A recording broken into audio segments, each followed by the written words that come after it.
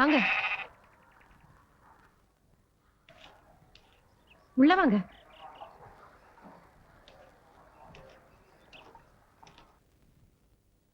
என்னங்க? எந்தா கோயிலுக்கு போறேன்னு உடனே வந்துட்டா? கோவில் என்ன இன்னைக்கு லீவா? யார் வந்திருக்காங்க பாருங்க. யாரு? உங்க மாப்பிள்ளை.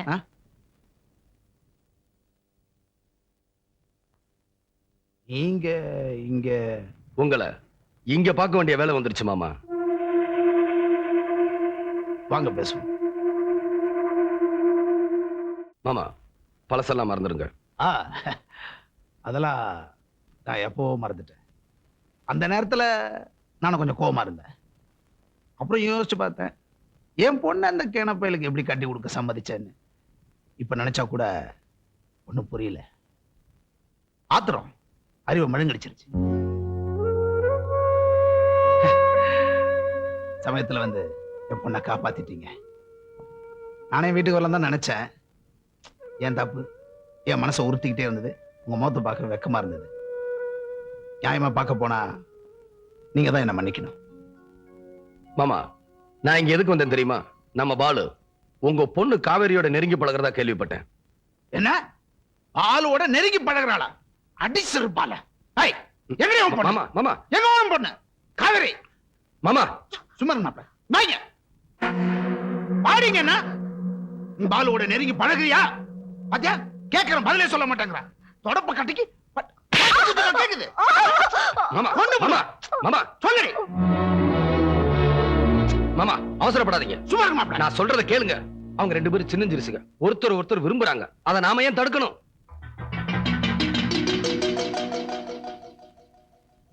பாலுக்கு உங்க பொண்ணை கேட்க தான் வந்த மாமா.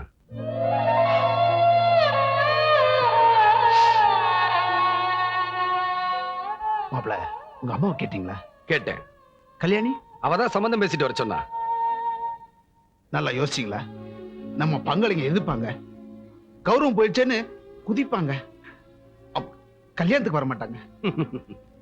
ஏன் கல்யாணத்துக்கு கூட தான் யாருமே வரல, அம்மாவை தவிர.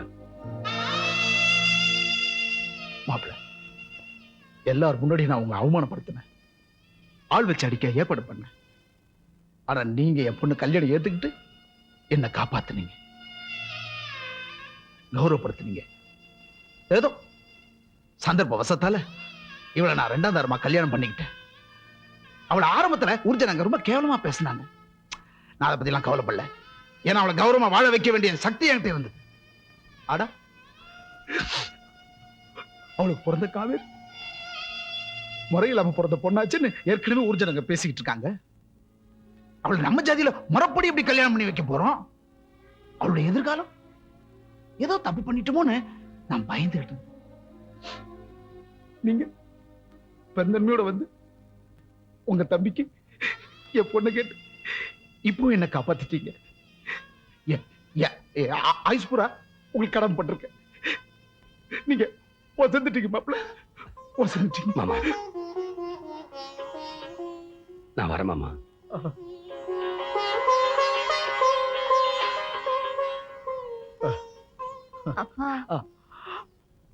ரொம்ப அடிச்சுனா கண்ணு.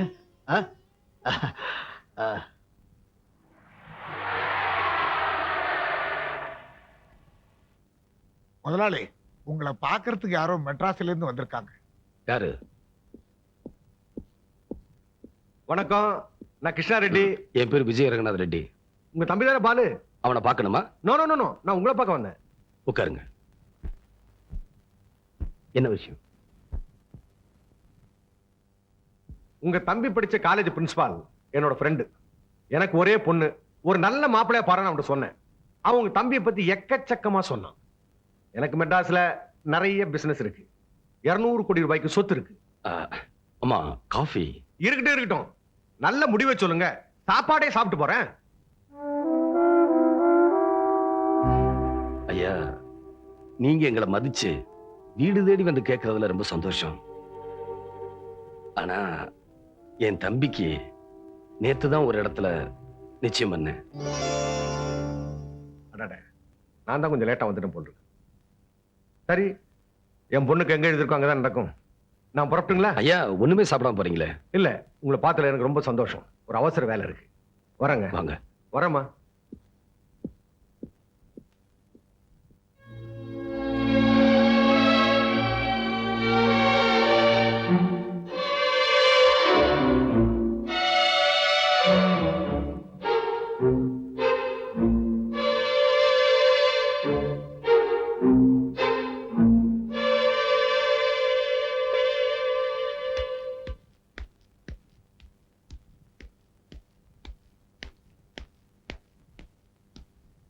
அம்மா வாமா, நீ மட்டும் வந்திருக்க, அப்பா வரல? நிறுத்தடி.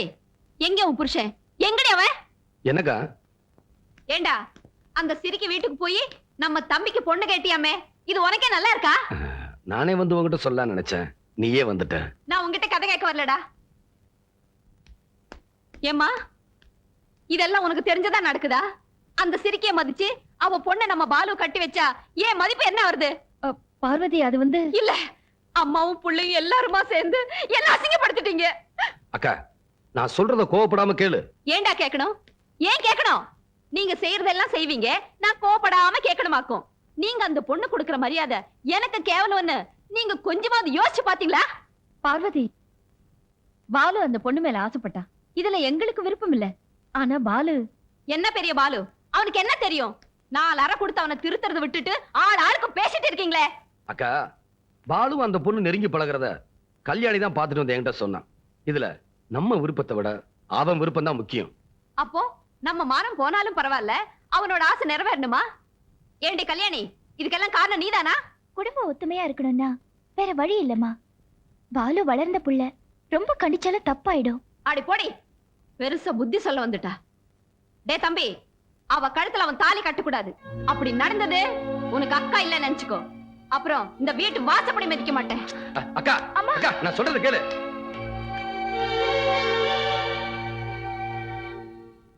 என்னடா இது அக்கிரமமா இருக்குது? மெட்ராஸ்ல இருந்து பெரிய கோடீஸ்வரன் கிருஷ்ணா ரெட்டி நேர்ல வந்து உங்க அண்ணன் கிட்ட என் பொண்ணை உன் தம்பி கட்டி கொடுக்குறேன்னு சொல்லி இருக்கிறான். ஆனா உங்க அண்ணன் வேண்டான்னு சொல்லிட்டானாமே. அது வந்து பெரியப்பா, நான் தான் காவேரி விரும்பினேன். அண்ணன் தெரிஞ்சுக்கிட்டு கிருஷ்ணாரெட்டி சம்பந்தம் வேணாம்னு சொல்லிட்டாரு. யாரா அந்த காவேரி? மாமனோட வெப்பாட்டி பொண்ணு. முறையா பிறந்தவள உங்க அண்ணன் கல்யாணம் பண்ணிட்டு முறை தவறி பிறந்த பொண்ணை உனக்கு கட்டி வைக்கணும்னு பாக்குறான். இந்த கருமத்தியெல்லாம் நான் சொல்ல வேண்டியது இருக்கு. சொல்றேன். ஏய், உங்க அண்ணன் முறை பொண்ணை கடத்திட்டு போய் கல்யாணம் பண்ணதுனால உங்க மாமனுக்கு உங்க அண்ணனுக்கு தகராறுப்பா. இப்ப மாமனோட வப்பாட்டி பொண்ணை உனக்கு கல்யாணம் பண்ணி வச்சுட்டு அவங்க 2 பேரும் சமாதானம் ஆயிடுவாங்கல்ல, அதுக்கு தான் இந்த ஏற்பாடு. சரி, நீ எல்லாம் பேசினா அப்படிதான் இருக்கு. போ, நான் சொல்லிக்கிறேன். இந்த பாரு, உங்க அண்ணன் பெரிய ராஜதந்திரிப்பா. சச்சா, நான் தான் காவேரிய பெர்ரா பார்த்தேன், பேசினேன், பழகினேன். உங்க மாமா பண்ண மாதிரி நீங்க அவ்வளவு வெப்பாட்டிய வச்சுக்க வேண்டியதானே? கல்யாணம் பண்ணிக்கிறதுக்கு ஒரு தராதரம் வேணுமா வேண்டாமா? வேணும். போய் சொல்லு அவங்கிட்ட. வாலிப வயசுல புத்தி இப்படிதான் தறிக்கட்டு ஓடும். உங்க அண்ணன் பெரிய மனுஷன் தானே, அறிவுரை சொல்ல வேண்டாமோ? நீ அந்த கோடீஸ்வரம் பொண்ணை கல்யாணம் பண்ணிக்கிறேன்னு வச்சுக்க.